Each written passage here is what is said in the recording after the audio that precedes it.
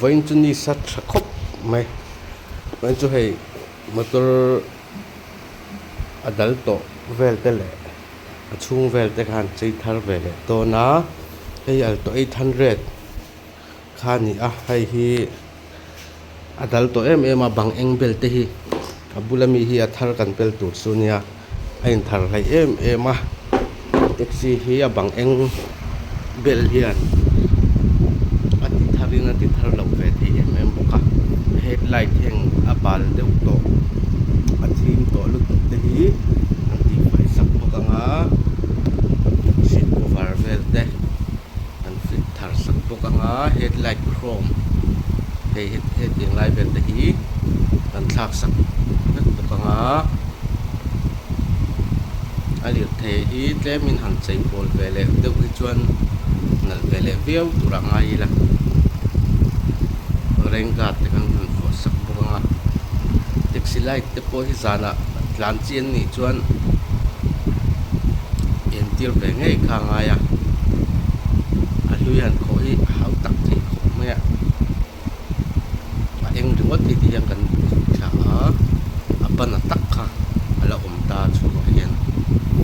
chu petrol mangin gan ti fa yanga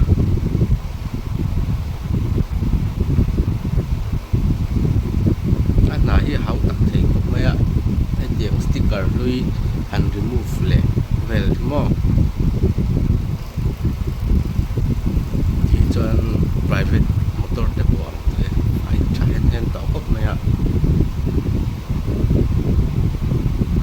chuan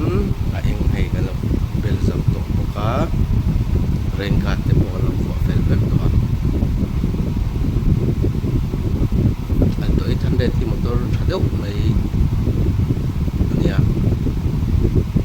vai học bên chân tụi lái bên chân liên tục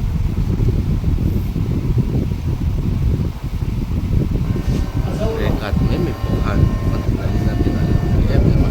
xin công bạn với kết cục của cả bên dòng taxi hi hàn bên lệ phải làm tạm cả những sáng tàu này ở chung lắm bằng hiền seat cover vel chau hi kan thak kha ni me a seat cover hui kha tlem lo hui ve deuh tu boka lo fresh to a motor hi out lo din na rei ve deuh to bang khan chung lam pang hi tlem apa deuh me o apa deuh lek to a seat cover te chuan te po hi tlem lo pa ve deuh to tlek a atet te kher le apop ti te po khaum wal to a side glass te po hi heng ting hian kan thak sak po ka nga chung lampang po pai tak chu ni lem lawa ba motor lo nia hei tlem na pa de le ka mo chuan atharin kan thak sak nga engine vel chu la thalu tu ka klemina body le achung lampang te engine ti lo ka chu se set tu no chu oma se engine ber kha tha body la mar tha boka toin tom don ani ama ai te kha chuan hi chuan te pon ong biau to do na